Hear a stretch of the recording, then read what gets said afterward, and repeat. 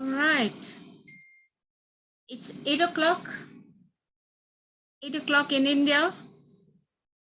And let's begin. Hello, ladies and gentlemen. My name is Behrouz Daruwala, and as Global Chair of the Ladies Wing of the World Zardoshi Chamber of Commerce, I welcome you to this very interesting program today. Friends, in our lives, we often have one special action, accomplishment, or something that brings joy to ourselves. It's only for us and it's me and mine. That helps us very often to de-stress, or when we indulge into it, it brings us joy, it brings some balance into our life. And that is what we very often call hobby. Now, hobbies normally start very slowly, sometimes accidentally. And when that accomplishment gains momentum, it really becomes a passion. It is at that time that the world, your friends, your family around you notice the glow on you. They realize what happiness is. And very often, seeing the results of your passion, they want a piece of that pie. It is at this time that one requires a lot of courage for you to part with your accomplishment, to step out of your comfort zone, because all along you're just sitting and enjoying it yourself. And above all, to demand a price for it. It is when you find that people are willing to pay the price for your hobby, your happiness, your interest, an entrepreneur is born. Therefore, today, it gives me very great pleasure to present to you a panel of such strong, courageous, creative ladies who have understood and who kind of practice the very essence of the entrepreneurship that is the main objective of World Zardoshi Chamber of Commerce. It will be interesting to walk their journey with them through our very able moderator, Mahrukh. And without taking up much of your time, I hand over the mic to Farida, who will introduce Mahrukh, and our journey begins. Farida, unmute yourself.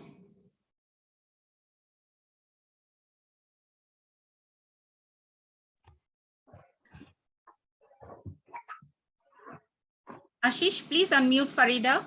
Debu. Okay. Thank you, Behrouz. Hello, and a very, very warm welcome to all of you who have joined us from different parts of the world. Today, it gives me immense pleasure to introduce Mahrukh Bharucha, someone with whom I have been closely associated, both professionally and personally, for many years. Mahrukh needs no introduction to the Pune crowd, as well as to the WZCC fraternity. Everyone knows, those who have come in contact with her, what a fun person she is to be around, with her witty jokes and slightly crazy laughter. Mahrukh has been in the field of drama, theater, and drama education since a very young age. She started her teaching career quite accidentally, pun intended. Mahrukh had just graduated from high school when her speech and drama teacher, Mrs. Firoza Bharucha, had an accident. And she requested Mahrukh to substitute and take classes for her in school. Of course, Mahrukh jumped at this opportunity. And since then, there has been no looking back. Mahrukh has a degree in hotel management and has worked for a couple of five-star hotels in Pune and Mumbai, all the while running her speech and drama classes in her spare time. When she graduated, she already had nearly 200 private students. So working at any hotel now made no sense. She established her own academy, Expressions Unlimited, which teaches speech and drama, voice modulation, public speaking, communication skills, and teacher training methodology.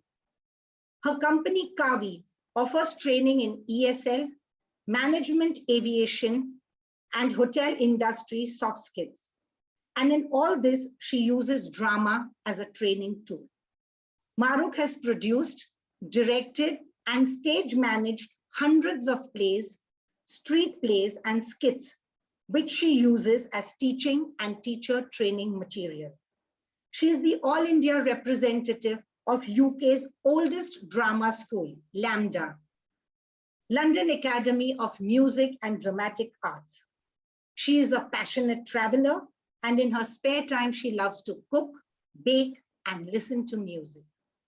Today, Mahrukh will be moderating the panel discussion on the topic, How My Hobby Turned into a Profession, which seems apt, since that's a journey she began over 3 decades ago.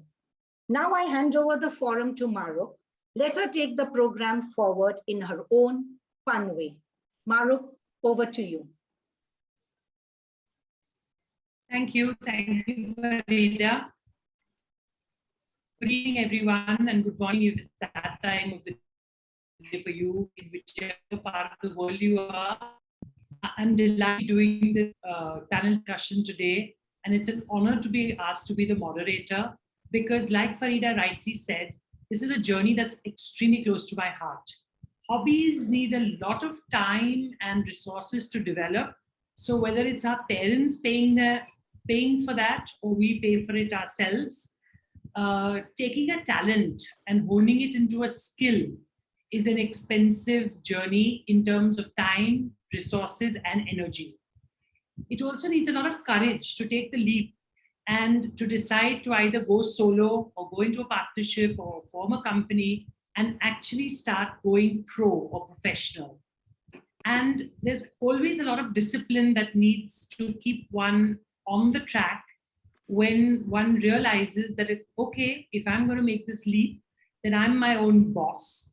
And there's no deadline except the one that I put up for myself.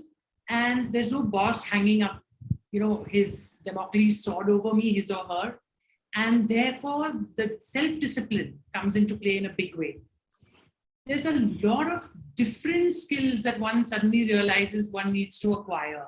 I, for one, realized that I'd better learn a little bit of accounting, people management, and even compliance issues, because suddenly there's no one else doing it for you. You have to pretty much do it yourself. Today's group, I'm very proud to say, was literally curated with a very fine-tooth comb, because each and every one of these lovely ladies did take that plunge. They have gone pro a few years ago. And during this journey, they haven't just been solo. They have been providing either employment or skills training or knowledge sharing to a lot of other people in that journey. So all in all, the true spirit of Zoroastrian entrepreneurship has been taken forward by each and every one of them, whether they're doing a business or whether they're doing their work professionally. I'm delighted to welcome this lovely panel. We have Niloufer Mavalvala, we have Irani, Vahbiz Bharucha, Farah Nesargi, and Zenobia Davar. And there is no particular reason that I've chosen to introduce them in this order, other than the fact that we wrote their name on a chit and just picked. And that's how I thought, there would be no real, hierarchy of sorts or anything. If I started introducing each one of these lovely women, I'll be talking for at least the next 30 minutes, which is not a good thing for all of you.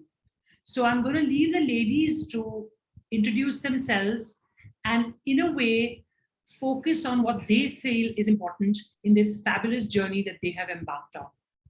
Niloufer Mavalvala. Hello, I'm Niloufer Mavalvala. I'm born and bred in Karachi. First of all, thank you for having me. It's really an honor to be among such wonderful, amazing people.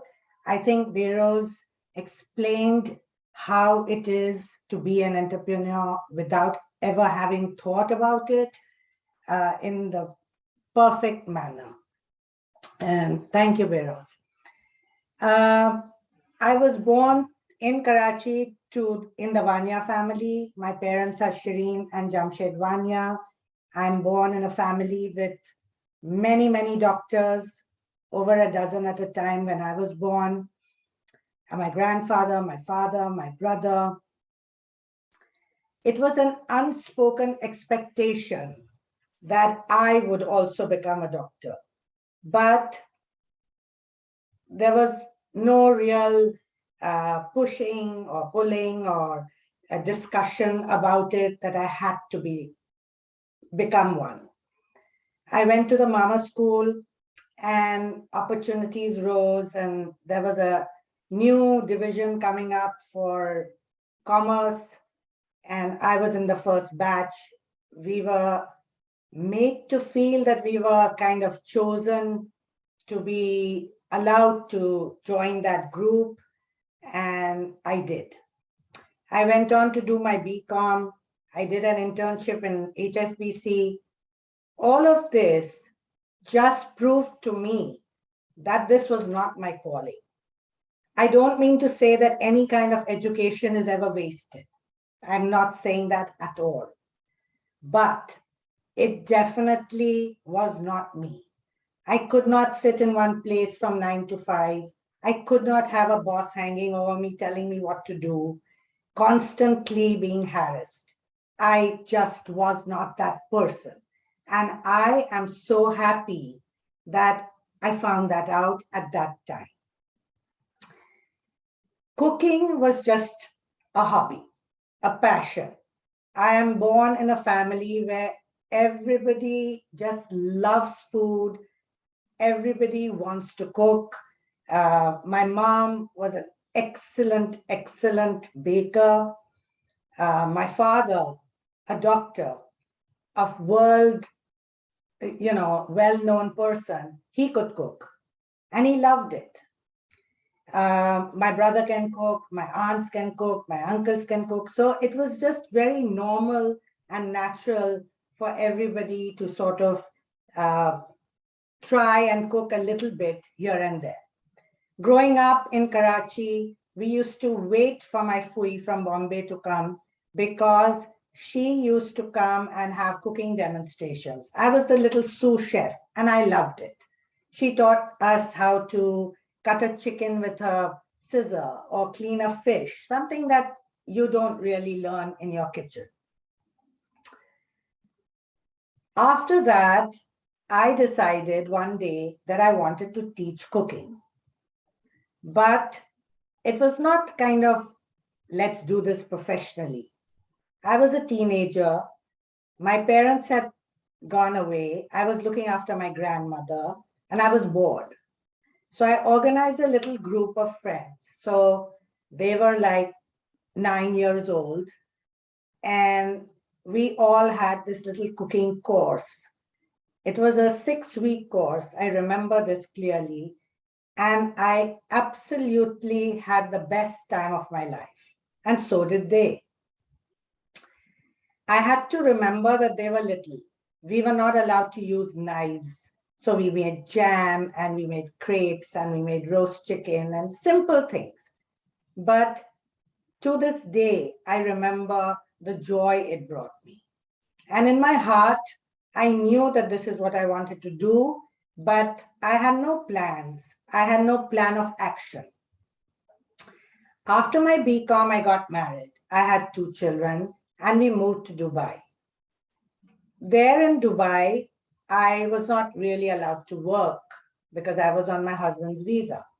So I started doing cooking classes for friends. It was very hard to get anybody to come, but I pursued it. I enjoyed it. After a few years, I moved to Toronto. I did the same to make friends. It wasn't about money. It was some joy and it was about making friends. We had something in common. We could discuss things like food, recipes. And soon after that, I decided I would start a blog. I started my blog in 2013, November, only because people used to call me up every morning and ask me something. I'm cooking this. What can I add to this? Should I do it this way? Should I do it that way? And I thought, just on impulse, start a blog. So I did start a blog. And through the blog, an opportunity to publish opened up. And that was where my future began. Again, it was not all organized that I'll do it this way and I'll do it this way and I'll do it that way. It just fell into place one step at a time. You face the challenges. Like Mahrukh said, your family supports you, somebody pays for it. And so life went on. I was enjoying myself. It was really and sincerely amazing. So I decided to continue with it. The only thing that challenges you is as you go more professional, there are things that happen and you realize that, oh, I should have learned this skill or that skill, because everything that you do, you have to do yourself.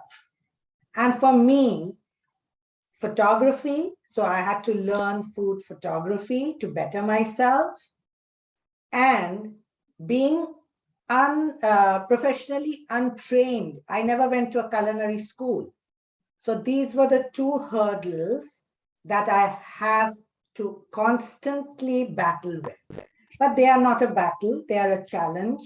And I have more or less gone to, sort of learned food photography and bettered myself. But I cannot go to culinary school now because I don't think I need. Niloufer, I'll come to you about the challenges a little later. Yes, sure. Let's move on to our next part introducer.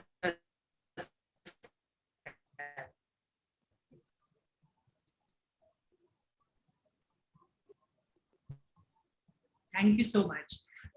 Oh, no.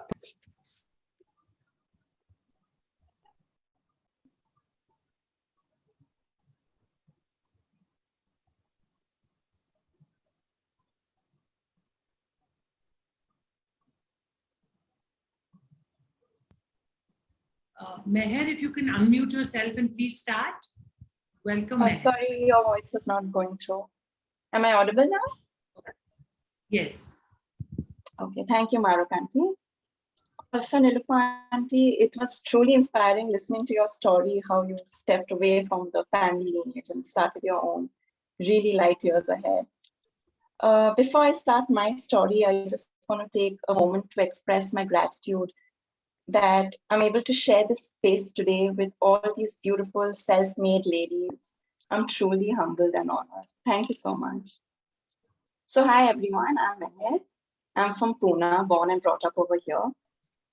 Currently I'm 26, but I have loved art ever since I was a little girl. Art for me has always been my utmost peace. You know, like in this chaotic world, it's been a refuge, you know. It's something that helps me express myself. It defines who I am. I cannot express this in any other words, but art is something I carry with me. It's a huge part of my soul. So when I was younger, I used to do a lot of different forms of art, like glass painting, stitching, candle making. But it was all like a hobby. I never commissioned or sold it. It was all just given as gifts to my friends and family. And later I did my MBA, but somehow, you know, the thought of working 9 to 5 behind a desk, you know, in the corporate world, it was, you know, that monotonous life was something I could not relate to. It just wasn't me. So my friends suggested and my family suggested, and they pursued me that do something that gives you happiness. So I thought, what better than my art, you know, to fall back on. And I did this course in this French art called decoupage. And once I polished up a little in that, I advertised a few products, and touch wood, with the grace of God, the response was phenomenal. Today, it's been 3.5 years and there's no looking back. I single-handedly manage my business, and everything has been so worthwhile. So it's been one of the most beautiful journeys of my life, feeling that independence, feeling, that when someone asks you, what do you do? I'm like, this is what defines me. I have my own business. And I feel that the two most satisfying and rewarding aspects of my business that I've gone through these past years, the two aspects. One is the feedback that I get from my clients. But I make all this, it's all handmade, and I customize and personalize home decor gifting items. So when customers come back to me with a feedback of what they've given their friends, or how my product has added to the beauty of their lovely homes, the happiness they bring back with me, the appreciation they bring back with me, believe me, no amount of money can compensate for that feeling, when you're appreciated for your work, and that is beautiful. The second thing that gives me a lot of satisfaction and everything feels rewarding is the way my business has expanded over these years, through word of mouth. Something that started just from my room in my house. Today, touch wood, I have clients all over India, like from Bangalore, Bombay, Delhi, Kolkata, everyone reaching out to me for a piece of my work. That is something, so fulfilling, that I'm not only catering to Pune, but have gone all over India to, send out a little bits and bobs of my pieces. People who reach out to me when they're going abroad to take gifts for their family. Someone from US, Canada, just 1 week ago, an auntie went to Australia. So, it feels beautiful to be a part of, everyone's journey and to help them out. And when people think of you, when they want to give something. In fact, during Nowruz, I had made these floral wreaths with flowers inside. And one auntie took it and she donated it in the Agyari of Belgaum. So it was just such a beautiful feeling that, your work is being appreciated and going everywhere. It feels like, this little girl from Pune is making her mark all across the world.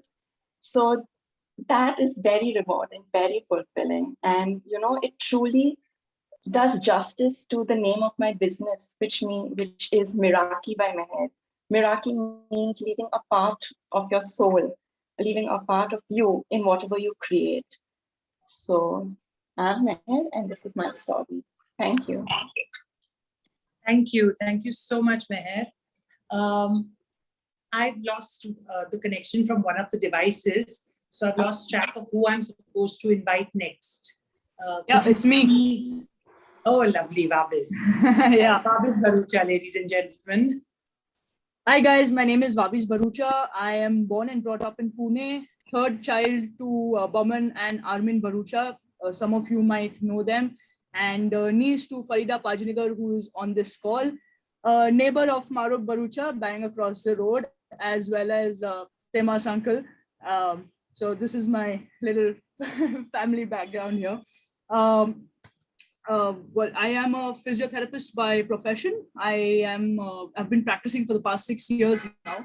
I hold a bachelor's degree in it. I am also a World Rugby certified medical professional. I am certified to take first aid training for people, only sports specific, and that too only mostly rugby specific. How my hobby started? Well, it was very simple. If for those of you who know my dad, go out and play means go out and play. So we would step out, play some cricket, skate, cycle, swim, So activity was always a part of our growing up. I mean, as long as I can remember. Honestly, I never thought about, I didn't introduce the main part. I mean, I play rugby for India. I'm the captain of the Indian women's rugby team, which has just turned semi-professional a year ago. I never thought about actually playing sport professionally, though I've had a lot of well-wishers who'd be like, sport cannot be a career and you must focus on your education. And I did, and I understand the value of it. However, like I said, I never thought of sport as a career. It's still a hobby for me, and I like keeping it as a hobby because there's fun in it. The moment you think of professionality, it turns into this whole seriousness. I enjoy it. I love it. So it's turned semi-professional just last year, but that does not change my perspective towards it. It's just that I'm still enjoying the journey. That's my story. I'll wait for Mahrukh Auntie's questions to answer them more specifically. Thank you so much, Vahbiz. Farah Nesargi. And coincidentally, she was born a Bharucha. There are 3 Bharuchas on this panel. And we are not related. And we're all from Pune. And we live on the same street. Hi, everyone. It's wonderful to be given the opportunity to be here amongst these wonderful women and this amazing audience. I'm Farah, used to be Bharucha, now Nesargi. I was born in Iran, grew up in Pune, and I'm currently in Jacksonville, Florida for the last 6 years. My story revolves around acting, similar to Mahrukh. We have some common roots there with Firoza Bharucha, another Bharucha, not related, who has played an integral part of my growing up years as my drama teacher in school and outside. When you think about professional acting, the first thing that typically comes to mind is, Bollywood or something, but that's not where my passion is. My passion is theater. And as far as I remember, way back when I was, I think, 4 or 5 on the St. Mary's School stage, I have always, every year, had a part in the play that St. Mary's put up. The Pune audience will hopefully remember all the PPD drama we did for every Nowruz function, all the Gujarati plays that we put up. Lots of people in the audience, I think, they must Bharucha, another Bharucha. So drama has always been a very integral part of my growing up years. Thanks to my parents, Shireen and Saroj Bharucha, who are also on this call watching from Pune. We were driven to practices, driven for, to put up shows, all parts of the city, all odd times. And there's a lot that goes into sort of developing a passion for it. And nobody would ever imagine that you can ultimately earn money out of acting on stage. For, anyone who's been in theater, that it's just a hobby and it cannot be more than that. But I was very lucky to be able to transform this passion of mine into something that I could actually make money out of.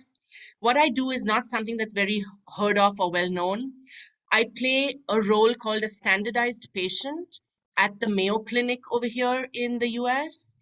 A standardized patient or a simulated patient is essentially somebody who acts as a patient to help with the training of the people in the medical profession. So we are given scripts, we're given, specific physical attributes, whether it might be, how I'm breathing, where I have pain, what sort of facial droop I might have if I have a stroke or if I'm having a seizure.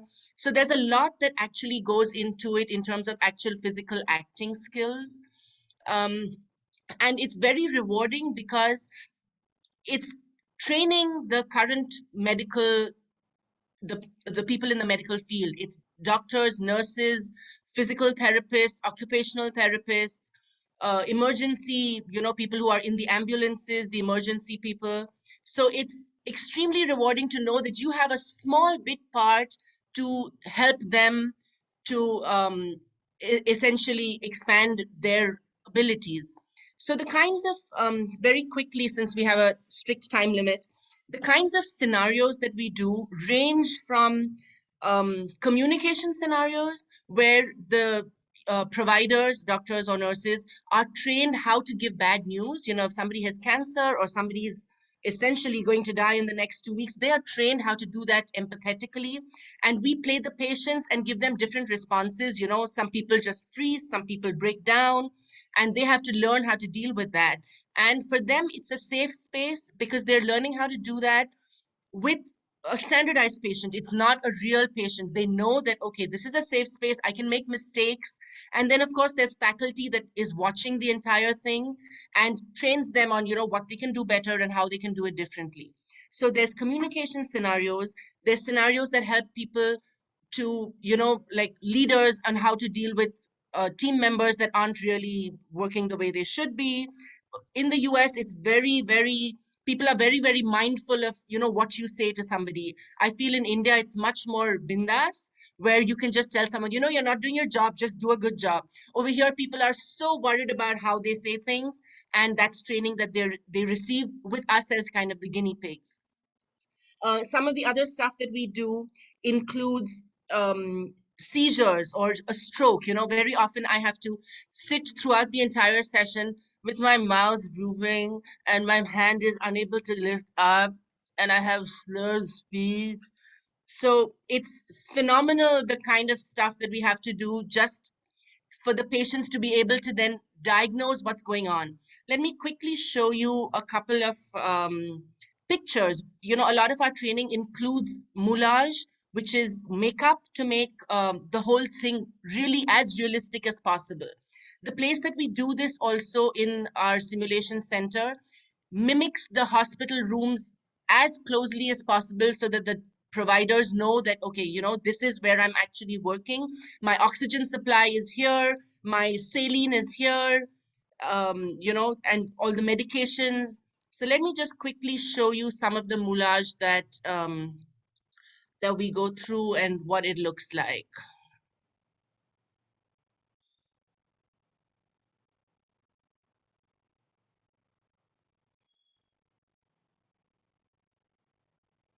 Can you see my screen? My screen seems to have gone black. No, you were on the last slide. Start it again. Sorry. Thank you, Ashish. So here you can see me with a knife in my arm. So the scenario here was that, you know, I was in a bar fight and somebody stabbed my arm, and the focus of the provider is actually looking at this arm that's stuck in my knife, while actually I also have a collapsed lung, which the providers are expected to kind of find and identify, you know. So that's the knife in my arm. This is not real. This is me supposedly having fallen off a bike in an accident. So there's scrapes and bruises on my leg. This is a mass casualty drill that we did with the Jacksonville, where I live, the Jacksonville Sheriff's Office, where, you know, they actually train the police officers and the first responders to come and triage the different types of patients. So I was one of about 12 different patients where they put up different kinds of wounds on all of us, and then they have to figure out, you know, who should they treat first, who gets into the ambulance first, etc. So it looks really gruesome, but it's all just makeup. So that's some more of it. This is another burn injury that we had. This is another scenario where I have a little bunny rabbit in my arm. So the providers, the nurses are supposed to come in and tell me, hey, you're not allowed to have any sort of fur animals around you because during your recovery period, this is not allowed. So, you know, they actually make the entire scenario as real as possible. That is me dressed as a nurse in the operating room with some of my colleagues. So the nurses also provide, you know, we have standardized patients act as nurses to provide the doctors with the stuff that they need, and, you know, to be able to give them lab reports like, okay, this is the person's blood pressure. This is because when you're measuring the patient, my blood pressure is actually normal, but the doctors have to see a varied, you know, something that's not quite correct. So the nurses sort of assist with that to provide lab reports, etc. And that's me as that. So that was just a few quick shared photographs to show you what we do. And it's been wonderful. It's the way this actually started out, I didn't even know that this was possible. was because I was acting in a play with somebody and was chatting with them, and they said, "Oh, this is what I do on the side." And I was, "That's so cool. I want to do that too, get money to act. Who would ever imagine that's possible?" So here I am, and I'm loving every minute of it. It allows me to set my timings because I can do it, based on when I want to. It's not a full-time thing that I do. But I'm loving it and living it. So thank you. Thank you, Farah. Thank you so much. And I think everyone can see that you're having a good time. And all those gruesome pictures, I was looking at the other people's screens, people were actually smiling and not really getting very grossed out. Thank you. Over to something far more beautiful, at least in terms of the art form, Zenobia Davar. Hello, everyone. Thank you for having me here. Hi, I'm Zenobia Davar from Mumbai. As a child, I was introduced to embroidery while in school and enjoyed learning every bit of it. I was fascinated and kept wanting to create more, so I began reading books to gain more knowledge about the vast variety of stitches. I did my graduation in commerce and was working for an ad agency. I got married at the age of 22 and inherited two beautiful, authentic Garas. After having my second child, I began embroidering and stitching clothes for her. My mother-in-law saw my interest and skill, and along with my husband, encouraged me to join a course to learn more. So I joined Sophia Polytechnic for a full-time 3-year course in dress designing and graduated at the top of my class while expecting my third child. On seeing my performance in college, I was selected by the Bridal Asia Group to showcase my creations at their exhibition in Delhi. Back then, I had made only one authentic Gara sari, and it was appreciated and adored by everyone. That's when I had made up my mind that I would only make them using the authentic technique, just like the two beautiful Garas I had inherited during my wedding. So now I'll show you the beauty and variety of authentic Garas.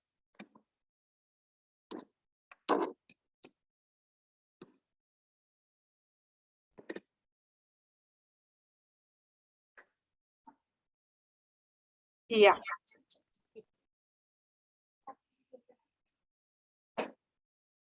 Here, I'll be showing you. Here, as you can see, there are two finished products, both are clutches and both are embroidered, because when you go to a market or online, whatever you are buying and what you are investing in, you should know what it is. So I'll be showing you how to spot the authentic Gara and how to spot the imitation RE1. So here I'm showing you in this particular, see, the satin stitch which is used over here is done with the RE technique. Now, why RE technique? Because this is the needle. It's a hook needle, which is used to replicate satin stitch. It goes very fast. And since this needle can't go through and through, you have to take a knot. So there is a knot at the periphery of each stitch over here, as you see the knots. The best way to check is just rub your hand over it, and it is very rough. So that's how you can make out this is the imitation RE technique. Now this, what you see over here, is done with a small needle, which we use at home. This takes a lot of time and a lot of expertise is involved in doing this Gara technique. These are pure silk skeins that we use in doing authentic Gara embroidery. Now this is, usually Gara embroidery has Chinese influence, but this particular Gara, which I'm showing you over here, has a lot of Japanese influence. Why Japanese? Because if you see, there's a lot of embossed effect in the embroidery. Japanese people do a lot of cording work. As you see in these flowers, there's a lot of cording work, French knots, then even eyelets over here.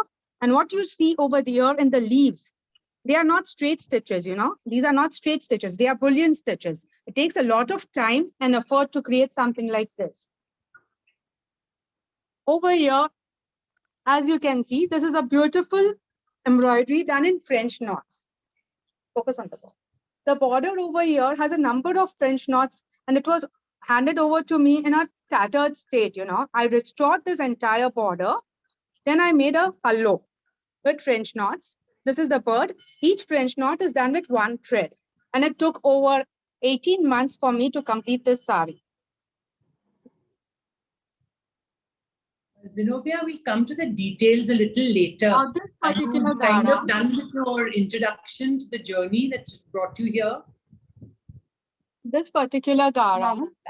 Sorry, Zenobia? Yeah. Yes. Zenobia, are you done with the introduction? We can talk about this during the question answers, please. Sure. I'm done with the Great. introduction. Thank you. Thank you. Thank you so much. Well, So, ladies and gentlemen, as you've probably seen and heard, we have these wonderful women who, first and foremost, they're scattered all over the world. We have people's journey starting in Pune and landing up in Jacksonville, starting in Karachi, and we now have her over in this panel discussion from Canada and so on and so forth.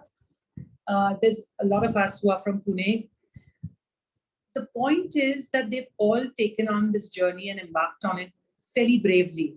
What I'd like to put up to each one of you is, if someone else wants to walk this path, what advice would you give them, literally in 3 sentences, please? I'm extremely aware of the fact that we have to stick to time. So I'd urge every single one of you to please stick to that. We won't do this in any particular order unless you prefer to do it going backwards now. So maybe we should start with Zenobia. What challenges would you sort of talk about, or 3 pieces of just 3 points to sort of keep someone advised? yeah, the biggest challenge that I faced was keeping my artisans. You have to give them regular work, whether you can sell them or not. You have to provide them regular work to keep this art alive.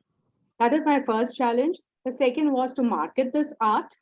And the third was to create an awareness, because people should know what the authentic art is, because the markets are flooded with RE embroidery. And when you're investing in an art, you should know what you are buying. Thank you. Thank you so much, Zenobia. Farah?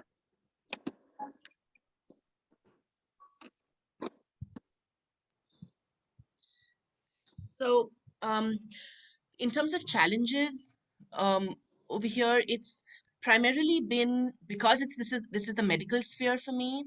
It's all literally Greek and Latin, because there's so many medications, so many terminology aspects to it that you actually need to know, because you are playing a role that you need to understand, because a doctor throws a medicine name at you, and you're like, what was that again?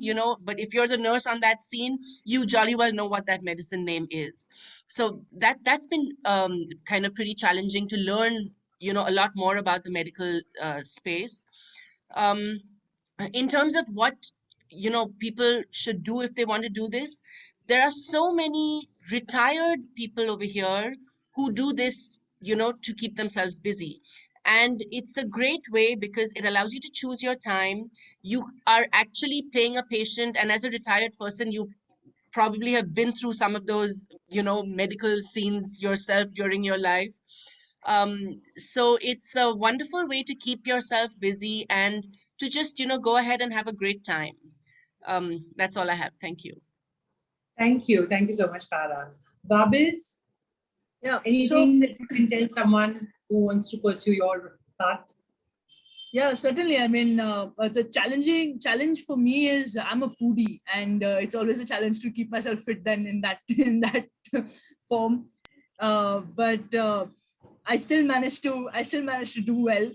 Another challenge which actually we don't think about when we're young is that with every year you get older, and that doesn't mean that it affects your performance, but what I realize is it affects your recovery.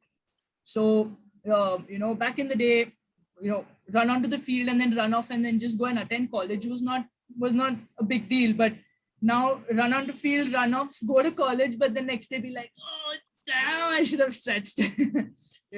So these are the 2 challenges that certainly have come my way.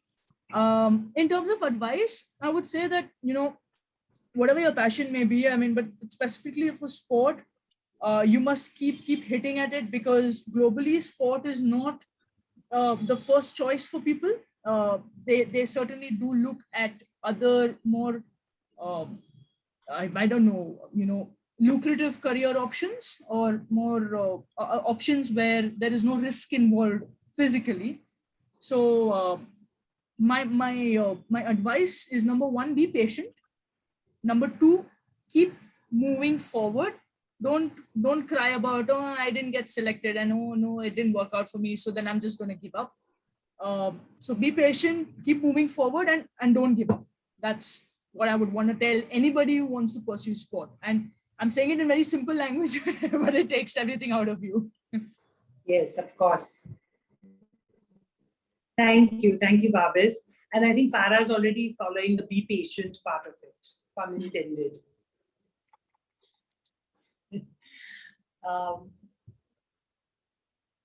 Meher, would you like to tell us what you would like to sort of, advise people with, or sort of put in there as, okay, beware, this is a challenge kind of?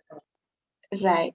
I'm going to just mix the advice and the challenges, but never undervalue or undersell yourself. Like, I've had many people initially, especially, refusing to pay the price. And many times, there's been a purchasing power difference between Pune, Bombay, and people have gone back and forth with the price. But initially, I would at some point say, okay, try negotiating. But believe me, don't do that to yourself. Don't undervalue yourself, because people don't understand that handmade things take a lot of time, effort, and love that goes into making each piece. So don't undervalue, don't undersell yourself. People who have to buy and appreciate it, who value it, will come to you. Second thing is, there's always going to be someone in the market doing the same work like you. There's always going to be someone who's maybe better than you. But if you keep seeing it like a competition, you're never going to enjoy yourself and never going to enjoy what you do. It's just going to become very economical, like, don't get into that race. If someone's better than you, take it like an inspiration that, okay, wow, someone's there, one day I hope I can be there. But don't chase points, like, like you're never going to enjoy your profession like that. Stay true to yourself. And one last thing, I'm so sorry, just one last thing. Yes. Don't try to fit into what society thinks is best for you. I've got it many times that you've done MBA and then you've gone into art. What was the point of your MBA? You do what's best for you. You just live your life. Life is too short to fit into society's stigma. Wow. Thank you so much. I think you're the youngest one on the panel here, and I'm glad you that life is short, because I do too. Thank you so much. And, Niloufer, is there something that you'd sort of like to sort of share with the audience as tips or pointers or unique challenges, please? This has been so interesting. All of us are doing something completely different, but I can relate to whatever challenges and whatever advice they are giving us, right? Meher was most to the point what I would say, so I won't repeat myself. But I would say, believe in yourself. If you don't believe in yourself, how do you expect somebody else to believe in you? So if I'm selling my work to get published, if I'm second guessing, how can I convince them that they can sell that book? So that's one thing. Dream big. Always reach for the stars. Always grab every opportunity you get. We don't even know when an opportunity arises, right? But be realistic as well. And please don't think it just comes so easily. It's just making papetanu goes. It's not that. It's really hard work, dedication, thinking about it 24/7, working really, really hard. I am in my 50s, and I can promise you and say I have never worked as hard as I have now. And I love it. I don't find it as work because it's something I so am passionate. I just am so passionate about it. So I love it. To me, it's not work. But don't give up. Don't ever give up. If you believe in what you see or envision for yourself, go after it. Life is about that. Enjoy yourself, be happy, share, give. That's it, what my life is all about. And I love it. Thank you. Thank you so much, Niloufer. Thank you, ladies. It's been wonderful to hear about your journeys. Some of them I already had a preview to. Today I've learned more. Some of you I haven't known before. I'm very privileged that I own a book by Niloufer. I have bought a lot of stuff from Meher. Never had the guts to ask Zenobia whether I can afford her products. I have watched Vahbiz and Farah play in their own fields. And it is very, very evident that everyone here succeeds, similar to my journey, because they love so passionately what they do. And if at the end of this program today, if we can convert a few people over into, joining our tribe and saying, come on, let's, give it a try, be a little brave, do what you love, then I think today's time and effort would be worth it. I'd like to ask the audience about any questions that they have. And I think Mrs. Gandhi is taking questions, if I'm not mistaken. Natalie Gandhi, sorry, Miss or Mrs., I'm not sure. So Natalie Gandhi is vetting the questions. And over to you, Natalie. Thank you very much. It's Mrs. Gandhi. And this was a fascinating presentation. I am honored to be picking up at the end here and seeing what questions the audience might have. Just put them in the chat and we'll pursue it. And I have some questions to kick off with till you guys, the audience comes in here. Some of my questions are, in different places of the world, you have to do business a little differently. And there's a lot of formality, especially in the US. I live in the US. And to really be a business, you have to follow a lot of laws and have taxes and business licenses. How does this work in a place like Karachi or Mumbai, say, with a food business, which is highly regulated? In my state in New Jersey, only recently can you prepare something in your own home kitchen for sale outside your home. Otherwise, you had to go to a specialized kitchen, certified kitchen.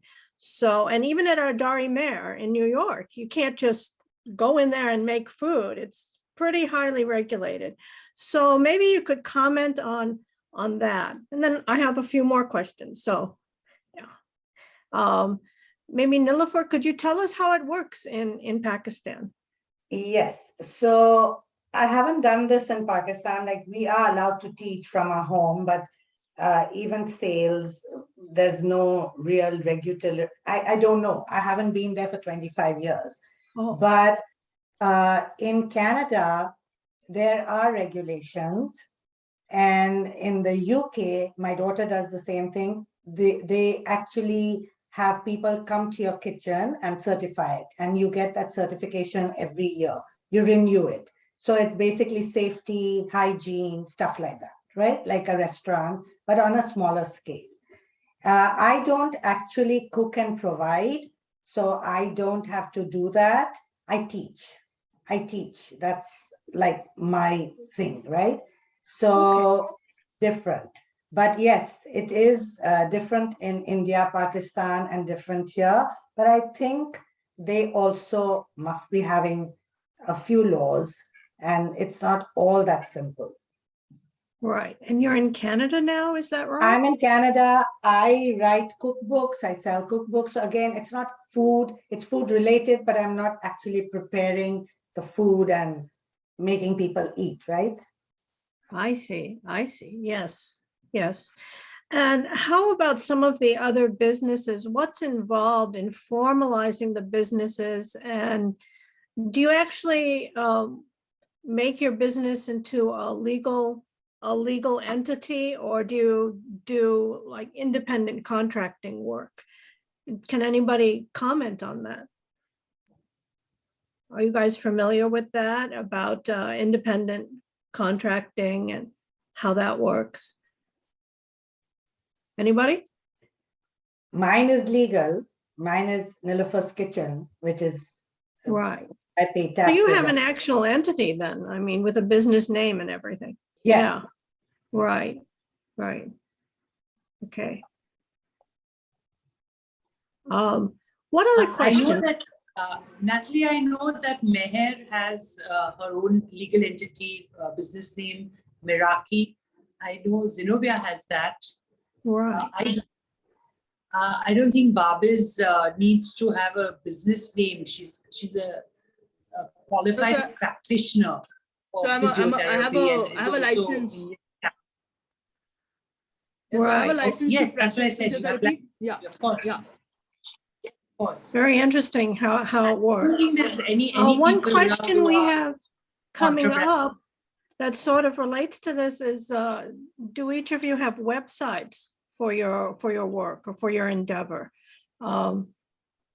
Yes, I have a website.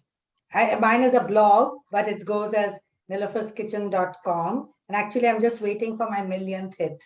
After that, I don't know. Boy, that's very nice. I don't have a website, but I have an Instagram and Facebook page, and the Instagram page is at Meraki, MERAKI _by_Meher. Yeah. And the logo is a little bird in case. you're Right. into that. So with Instagram, you're even further along than having a website, right? That's even it's even more up to date and modern. Some of the people are asking about contact information. If you'd like to put your contact information in the chat, I think it would help some of the inquiries. And we have a question coming up here. Do you have, Vahbiz, do you have pressure from your family being in the sports profession just to keep safe? And do they worry about you a lot doing sports? And how do you handle that? Because, families can put a lot of pressure on somebody. So I think if my family pressurizes me, it's to perform better in my field. wow. It's not about whether I'll get hurt or not. But yes, sometimes my mom sits around with me at the table and she jokes with me and she tells me, "Tane biju kai sport nahi malyu, besune chess ramanu, not touching other people." So we do have these chats time and again, but no pressure from them. In fact, a lot of support. That is great to hear. That's great to hear. And maybe some of the rest of you can comment on how your family comes into the picture in terms of supporting your passion and what you do. Would you credit your family with that? Or would you say that there's some sabotage every once in a while? So would the rest of you like to comment on this? I have Yeah, in my 100%. case, yeah. Let's take it one time. Farah, you were about to say? I was going to say that in my case, it's been support all along, whether it's been from my parents and sisters or from my husband and kids. I still act. I do community theater here where I am, which is, you drive half an hour for multiple rehearsals and shows, and you don't get anything out of it other than the joy of being on stage in the limelight. So, husbands, kids, they put up with everything that we're doing, whether it's late nights or not having dinner on the table in time. But at the end of it, they're always there in the audience rooting for us. Very nice. Yes. Even I would like to join in by saying that, yeah, my family's been very supportive because I get the artistic genes from my father's side. So if I'm stuck somewhere, my father's always, why don't you do this better? Why don't you use these color combinations, use this texture? If I need because I'm single-handedly doing it. So if I need some paints or something like that, can you just go and get something? Can you help me out? You know, they won't like physically do the work, but they will obviously be there to help me out with whatever materials I need. Mom's being a constant support. Like sometimes if the orders are really big, or like if I have like a marriage order or something like that, where I don't sleep all night and have to complete it. So mom's running with a plate and trying to feed me. And I mean, it's cute. And my sister helps around or two, trying to, you know, like if I have to go to courier my stuff and all, some I have to hold things. And also everyone's doing their bit, but then again, all in the background.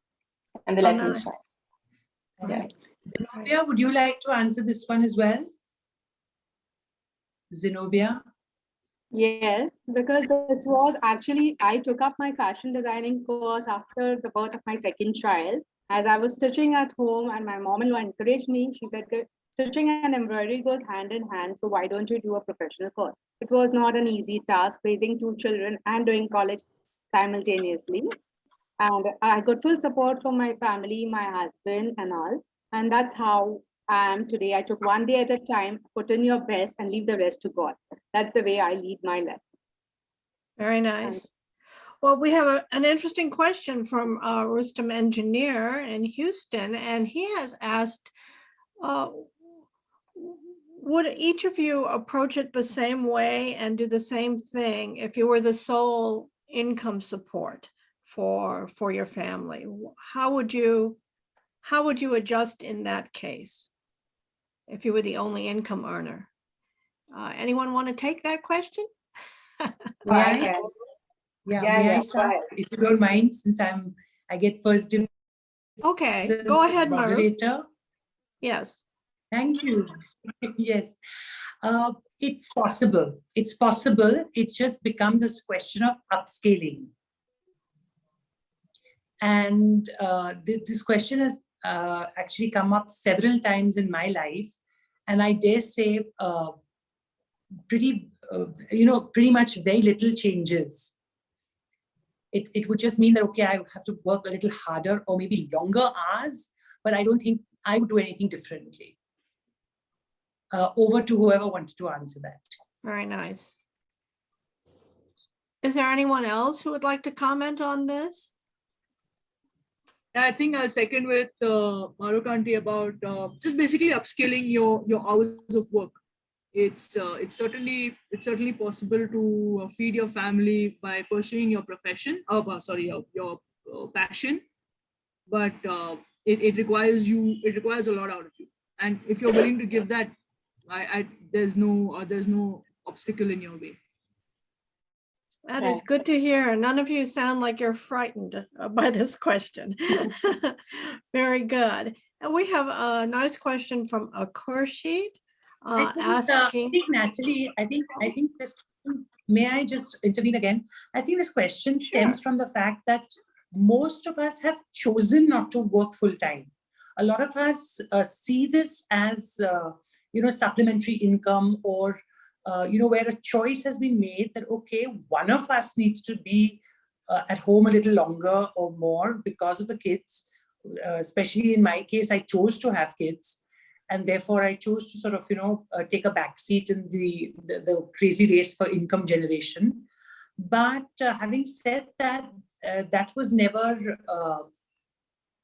a motive to say that, I can't do more. So anyway, maybe it's very interesting. Maybe Zenobia could tell us more about, something like this. Do you have any thoughts on this? Even she has kids, so. Yeah, I mean, having 3 kids and then doing the college at the same time, that's an awful lot to do, right? Well, maybe we can think on that some. We do have a nice question from Khurshid, who is asking, would anybody like to say something about how your Parsi or Zoroastrian background has, specifically that part of it has impacted your success? What do you think there? I know that it's join in. Yeah, it's given me a lot of perseverance, I think. And what do you think? Go ahead. I feel like most or many Parsis are sort of natural actors.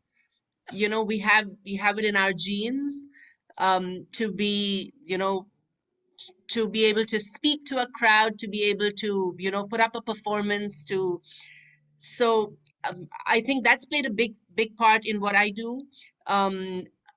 Acting itself has been like the backbone of everything I've done. I got my first job in an IT company because I act, because the person I acted with was the president of the company, and he liked my personality and he said, "Hey, do you want a job?"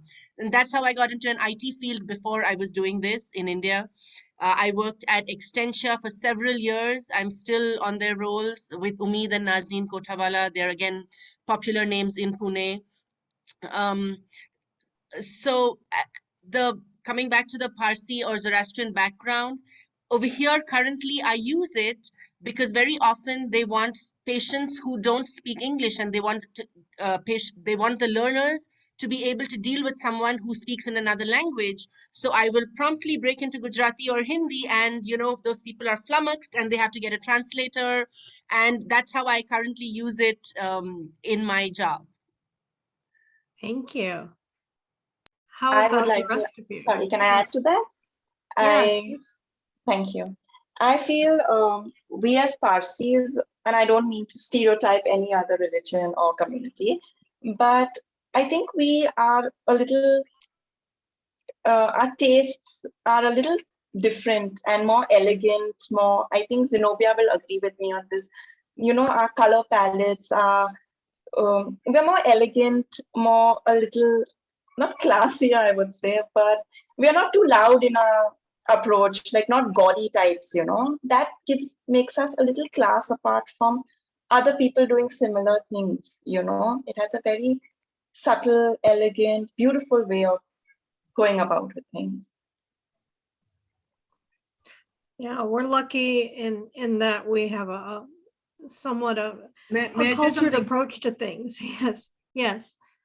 Yeah. Genes, I think just mainly genes, yeah, in a field of sport. We're blessed with all that Persia had to offer, and Right. It's in the blood. Yeah. Well, I mean, when you see the average, the size of the team, you might think at first that, you know, is this a rugby team? But I mean, that's the average size of an average Indian. And my coach had also asked me. He said, "Why do you look different from the rest of them?" And then I had to explain to him that why I am not, you know, tiny or timidly built.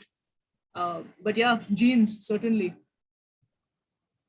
Interesting. Okay. I think that is most of our questions that we've had come in from the audience. One of the things I would like to do now is let me invite Adel Davar. He'd like to make some comments here. He is the past president of WZCC, and we're honored to have him with us. Adel, are you set to go? Do you want to go ahead and speak now? Can you hear me? Yes, we hear you. We see you. Okay. Thank you, ladies. You all displayed the 4 P's of entrepreneurship, which is purpose, passion, persistence, and with that comes providence. No one mentioned financing or shortage of financing as one of the challenges. So I just wanted to take the opportunity and let you know that WZCC has what we call ZF, which is a Zoroastrian Entrepreneurship Development Foundation. And we have monies to give out to people who want to expand and grow. Of course, it's not a gift, it's a loan, and you have to prove your ability to pay it back. But it's a rare situation that we've got more money than applicants. So please spread the word so we can help you grow faster in whatever you're trying to do. You know. Thank you. Very nice. Okay. Any more questions from any audience? Just please raise your hand, otherwise put it in the chat If not, we will go towards vote of thanks.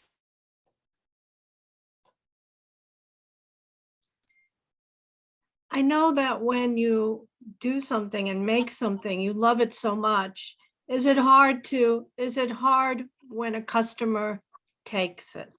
That I think with people who do artistic work and the beautiful, beautiful Garas, you know, I can see that you want your customers to appreciate the artistry and the craft, the skill, you know, all the care that has gone into making what you do. But still, I would find it hard when the customer takes it away. Meher and Zenobia, do you have that problem? Yes, yes, yes. With every piece I make, it's like I said, it's like a part of the soul that goes away with it. But then I think what we're getting back in return, I think that is, like I said, more than anything. But yes, and like I even mentioned when I was younger, I used to do stitching. I mean, I don't know how Zenobia gives her pieces away, but I could never make that my business because one piece would take so many months, and you know, your whole heart and soul goes into that. I do feel that, yes. Yes. How do you feel, Zenobia? Yes. Let's hear how you feel on this. I think Zenobia's got out of the meeting somehow. She's There have been some raised power her hand. outages here, which is why then I'm planning. She's giving it a try. Okay. Earlier, when I used to create clothes and I used to stitch for my children also, they haven't allowed me to give away their dresses because they are one of a kind. And they said, no, mom, keep it. Our children will wear it. So that's how it happens. And, you know, for Garas also, if I fall in love with the creation, I wouldn't sell that piece. You know, I'll make another piece for my client, but I'll keep that piece. And whenever I create something, I don't like to duplicate it the same way. There will be some change in the flowers, in the flow of the design, the colors and all, you know. So you have one unique piece for yourself. Very nice. Thank you. Natalie, I have one question for the ladies. Ladies, are you satisfied at the level that you are, or you still want to become more commercialized, or you still want to go a little further?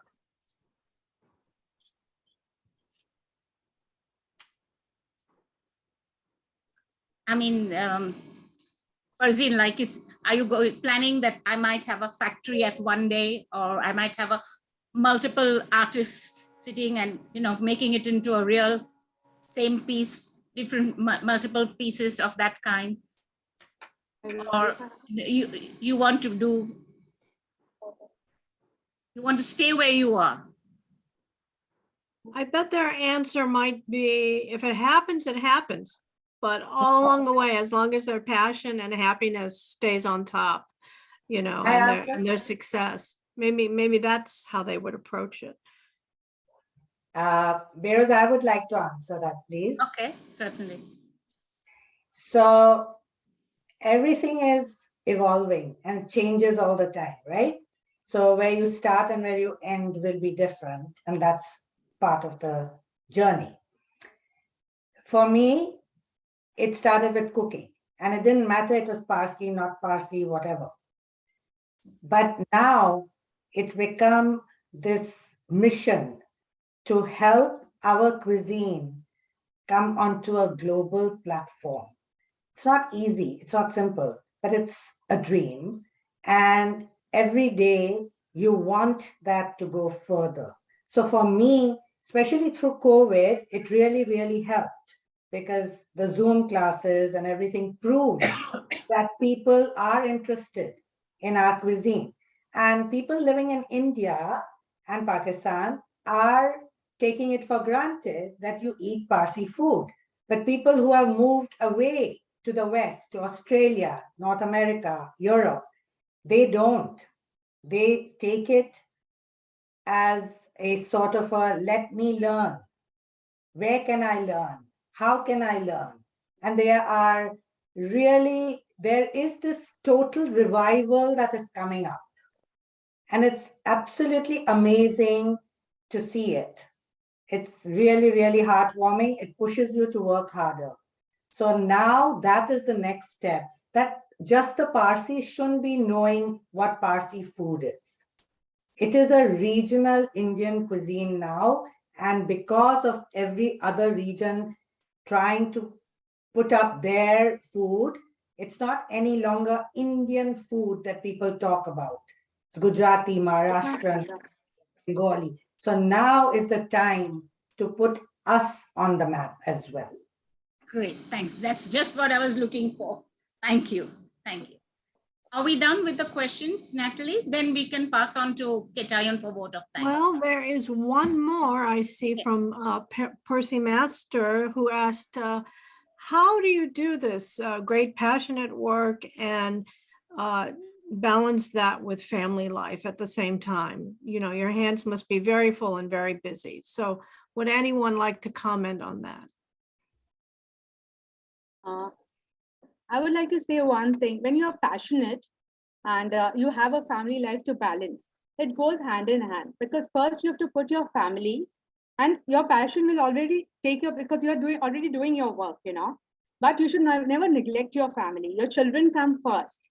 You know, that was my thing, you know, when I started my business when my children were young, and my business also grew along with them. Now they are big. I have lots of time to myself to, you know, explore. I teach embroidery and I reach out to the world now. So it grows automatically. You don't have to have that feeling that, no, I have to achieve it right away. You should have patience, perseverance, and a lot of dedication towards your work. And you should be true to the art that you safeguard. That's very important. Thank you. I think the key lies in scheduling. If you're able to schedule and stick to the schedule, you can actually fit in everything you want to. May I interject here, please? Yes. Sorry? So my answer to that question would be, if I'm doing what I love, I'm a better person all round, at home as well as at work. If I'm doing something I don't really enjoy, and if I'm miserable, I'm pretty much going to make my family miserable. So better I love things. Right. Okay, thank you very much. Thank you. I think Ketayan, can we request you? We are Sure. overshot. Sure, Beros. Thanks. Hello, everybody. It has been a fascinating session listening to all of you, telling us about your journey, how your hobby became a profession for you. And it has given us a lot of takeaways from this discussion we've had today. We've heard that it takes talent, courage, self-discipline to do what you are doing. But each one of you have shown us that it has brought joy in spite of the challenges you face. So I would like to thank first Mahrukh, Bharucha, for being the moderator, all of you ladies who have been talking about your journeys here. Also thanks to Yazdi, Ashish, and Perzan, and Natalie, to you also for a great Q&A session. But I would like to share with you some of the takeaways from this session, which I have noted, and all these ladies have talked to us about. It tells us, create an awareness for your art. As you get older, it affects your recovery from our sports expert. If you have a passion in sports, keep on moving forward, be patient, and do not give up. And that is for each one of you. Never undervalue yourself or undersell yourself. People will appreciate your work. Enjoy your stay and be true to yourself. You do what's best for you. Although society has put you in little pegs and holes, be true to yourself what you do. And then excellent messages from Niloufer also. Believe in yourself, be realistic. Hard work, dedication always gives you the results you want. And most important, we all learned is support from your family is key. We also learned that we Parsis are good actors. We are more classy, and that's why we hold ourselves apart. We have the genes to do it. So put the family first, put your passion there, and good luck to all of you. Beros, thank you for the We Wing to organize this. It has been a great session. Thank you all for being there. Back to you, Beros, to close off the session. Okay. Thank you, Ketayan. Ladies and gentlemen, we have overshot. I apologize. It's been more than 1.5 hours. But it was so interesting, we didn't want to get away from it. Thank you all for attending. Good night. And the participants, panelists, thank you very, very much. Thank you for having us. We'll get in touch with you because we want to give out an article in the newspaper. So we'll have to come up with a write-up where we need your help to work on it. Thank you for having us. Thank you. Thank Good you. night. Thank you, Niloufer. Thank you. This Thank was you. wonderful. Good night. Thanks, Good ma'am. night. Thank you, Zenobia. Thank you for everything.